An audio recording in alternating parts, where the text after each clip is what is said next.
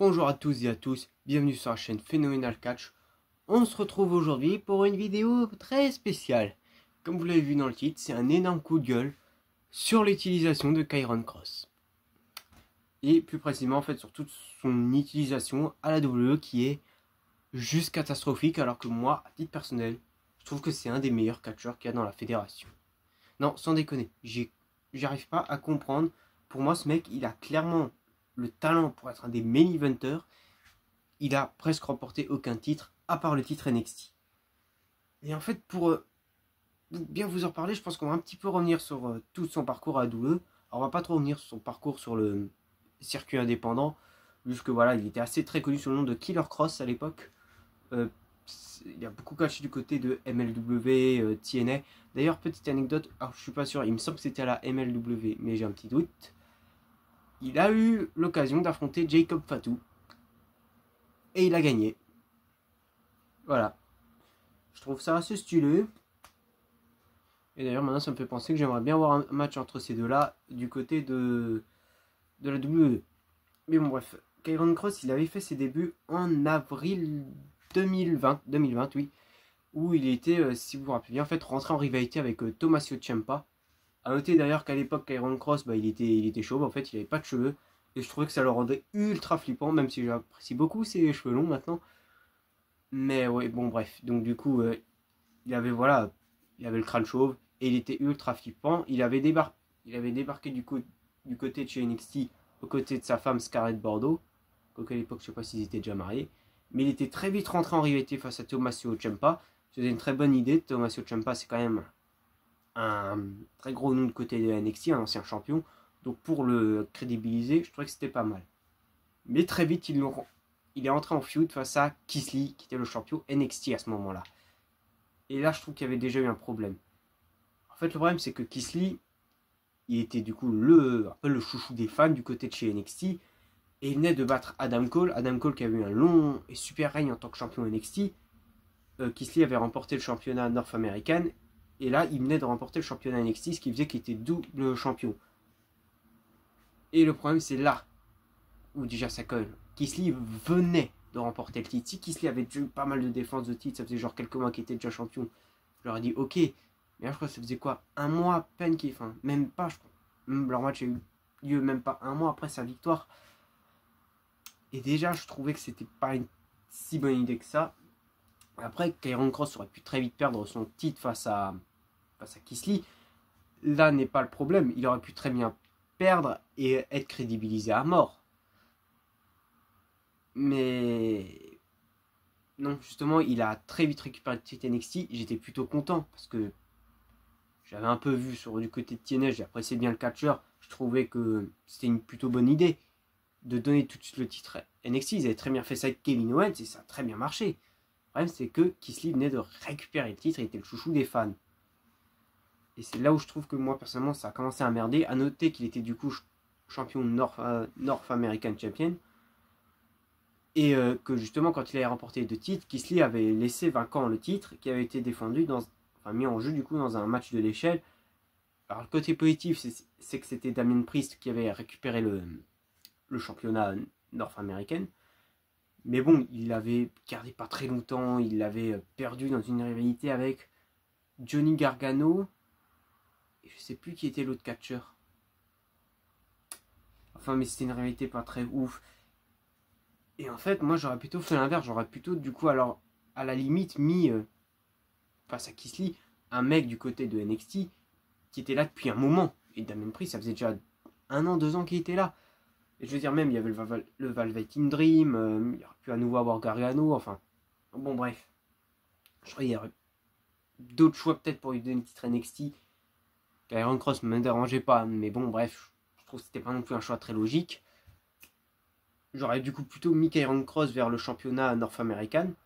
Je trouve qu'il aurait pu le crédibiliser déjà en tant que champion et le crédibiliser comme futur challenger au titre NXT, mais bon, bref. On s'égare un peu. Karrion Kross avait du coup remporté le titre. Malheureusement, je ne sais plus si c'était durant ce match ou un match après, où il s'était blessé. Et en fait, il avait dû très vite rendre le titre vacant. Ce qui était assez triste à voir. Mais ce qui était assez positif, c'est que du coup, ils avaient organisé tout un tournoi pour élire le nouveau champion NXT. Et c'était Finn Balor qui avait fait son retour assez récemment du côté de la branche jaune et or, qui avait récupéré son deuxième titre NXT. Ça avait aussi permis de lancer toute une rivalité entre Finn Balor et Adam Cole. Allez voir d'ailleurs les matchs entre Finn Balor et Adam Cole, hein, c'est juste excellent. Karrion Kross avait fait son retour quelques mois après. A noter d'ailleurs que je me souviens, il était d'abord entré en rivalité face à Santos Escobar. Santos Escobar qui était champion Cruiserweight NXT. Mais étant donné qu'Iron Cross n'avait pas le poids des Cruiserweight, le titre n'avait pas été mis en jeu. Mais ça, je m'en souviens très bien. Et même, ils avaient donné deux petites rivalités face à Iron Cross pour assez le crédibiliser cette fois en tant que challenger au titre NXT. Et justement, lui et Finn Balor se sont affrontés à NXT TakeOver Stand and Deliver 2021. Ouais, 2021, ils se sont affrontés. Et Karrion Kross avait très vite récupéré son deuxième titre. Avait très vite récupéré du coup son deuxième titre NXT. Ils avaient eu un match revanche du côté d'un show hebdomadaire de NXT aussi, qui était un très bon match, que Karrion Kross avait conservé du coup son titre. Il y avait eu un match à aussi aller voir, un match Fatal 5-Way du côté de NXT TakeOver In Your House 2021, où Karrion Kross défendait le titre face à Kyle O'Reilly, Adam Cole, Pete Dunne et Johnny Gargano. Match à aller voir. Et puis au final, il est rentré en rivalité face à Samoa Joe. Samoa Joe qui venait de signer avec la WWE et qui était revenu du côté de NXT. Sauf que Samoa Joe était venu en tant que général manager de NXT et très vite il s'est terminé catché. Et il a perdu son titre face à Samoa Joe. D'ailleurs, petite anecdote, je crois que c'est Samoa Joe qui possède le plus de titres NXT, à savoir 3. Il a récupéré le titre 3 fois. Et je trouvais que c'était pas une si bonne idée que ça. Parce que Samoa Joe, ça faisait quelques mois qu'il n'avait plus catché depuis, parce qu'il était blessé. Et je trouvais que ça avait un peu décrédibilisé Karrion Kross. Alors que je trouve qu'une victoire sur Samoa Joe l'aurait beaucoup plus crédibilisé. Et il faut aussi noter que du coup, pendant qu'il a eu son deuxième règne, c'est à ce moment-là qu'il a débarqué également sur le roster principal, en tant que champion NXT. Encore une fois, ça aurait pu très bien marcher. On l'avait vu avec notamment Kevin Owens, qui avait débarqué et rentré en rivalité face à John Cena. Sauf que là, alors déjà, il avait affronté Jeff Hardy. Alors, je suis ultra fan de Jeff Hardy, hein. Là, il n'y a pas de souci. Le problème, c'est qu'à ce moment-là, Jeff Hardy, on le voyait presque plus. Et le peu de fois où il était utilisé, c'était en tant que butcher, littéralement. Le seul truc cool, c'est que c'était je crois, où il y a eu le retour du public, après justement la pandémie du Covid. Et ils avaient remis son titre No More Worlds, son fameux titre de l'époque Génération Catch Attack. Et le match était déjà pas ouf, et surtout, c'est Karrion Kross qui a perdu son premier match du côté de Raw sur un roll-up. Ça avait totalement décrédibilisé Karrion Kross, et notamment que quelques semaines après, il avait perdu son titre face à Samoa Joe, suite à quoi il a été transféré du côté de Raw, mais que lui, Scarlett, on savait pas du tout où elle était. Elle était encore du côté de NXT, mais alors à Raw, on l'avait pas vu. Et alors je crois qu'il était du coup rentré un peu en rivalité face à Jeff Hardy, mais les matchs n'étaient pas ouf. Et j'avais pas souvenir qu'il gagnait énormément de matchs, Karrion Kross. À un moment, ils ont même décidé de le repackager, enfin de refaire son costume. Et ça a donné ça. Je sais pas s'il y en a qui l'avaient. Je pense qu'il y en a qui l'avaient oublié, mais moi, vous inquiétez pas, j'avais pas oublié cette image. Hein. J'aurais préféré l'oublier, mais bon, bref. Et suite à quoi, c'était aussi l'époque où il y avait les fameuses vagues de licenciements, tout ça. Et finalement, Karrion Kross, quelques semaines après avoir fait ses débuts dans le roster principal, a été viré. En même temps que Keith Lee d'ailleurs. Ce qui était pratique, quoi. Et donc du coup, alors j'ai pas trop suivi par contre là son parcours du côté du circuit indépendant. Je sais juste qu'il s'est rebaptisé Killer Kross. Mais finalement, il a fait son retour à l'été 2022. Quelques semaines après SummerSlam, enfin entre SummerSlam et Clash of the Castle, où il avait attaqué Drew McIntyre. C'était à l'époque où Triple H venait de reprendre les rênes. D'ailleurs, à noter qu'il est revenu à SmackDown. Scarlett l'a aussi suivi, oui, parce qu'elle avait été aussi parmi la vague de licenciements. Hein. Ce qui marquait du coup les débuts de Scarlett Bordeaux dans le roster principal. Et déjà le mettre en rivalité face à McIntyre, c'était une semi-bonne idée. Parce que McIntyre était très vite un des gros main eventers de SmackDown. Le problème, c'est que McIntyre allait affronter Roman Reigns à Clash of the Castle. Et le problème, à partir du moment où ils ont lancé la rivalité, j'ai tout de suite compris que Drew McIntyre allait pas récupérer le titre. Parce que, bon, remarque, il aurait pu très bien récupérer le titre et lancer Kyron Cross directement sur un titre mondial. Ce qui aurait pu être classe. Bon, au final, McIntyre n'avait pas récupéré le titre. Et là, et du coup, il a continué sa rivalité face à Kyron Cross. Ça va amener un match. Alors, je sais plus. À Extreme Rules. Match que Kyron Cross avait gagné. Et finalement, il y a eu un deuxième et dernier match du côté de Crown Jewel que McIntyre avait gagné. Et là, je pense que McIntyre n'avait pas forcément vraiment besoin de cette victoire. Je pense que ça. Kyron Cross en aurait beaucoup plus besoin. Et c'est là où je trouve qu'il y a une grosse pente descendante à nouveau pour Kyron Cross. Parce qu'il était là, sans être là, je veux dire. À un moment, on l'avait lancé, je crois, en rivalité face à Rey Mysterio. La rivalité était plutôt bonne, mais ça avait juste amené un match à SmackDown. Et au final, voilà, on ne savait plus trop quoi faire de Kyron Cross. Durant l'été 2023, il est parti en rivalité face à AJ Styles. Ce qui était ultra cool. Ça a surtout permis de crédibiliser AJ Styles face à Roman Reigns, la Bloodline, tout ça. Mais au final, ça n'a pas servi grand chose. Je crois que ça a juste amené un ou deux matchs du côté de SmackDown. Finalement, il y a eu un match mix entre Kyron Cross et Scarlett contre AJ Styles et Mia Yim. Vraiment, je trouve que Kyron Cross, il n'est pas non plus ressortir vainqueur. Vraiment, Kyron Cross, je crois qu'il était dans les limbes à ce moment-là de WWE, il ne servait plus à rien. Jusque fin d'année 2023, début 2024, où il a commencé à teaser son retour, et notamment avec les Authors of Pain.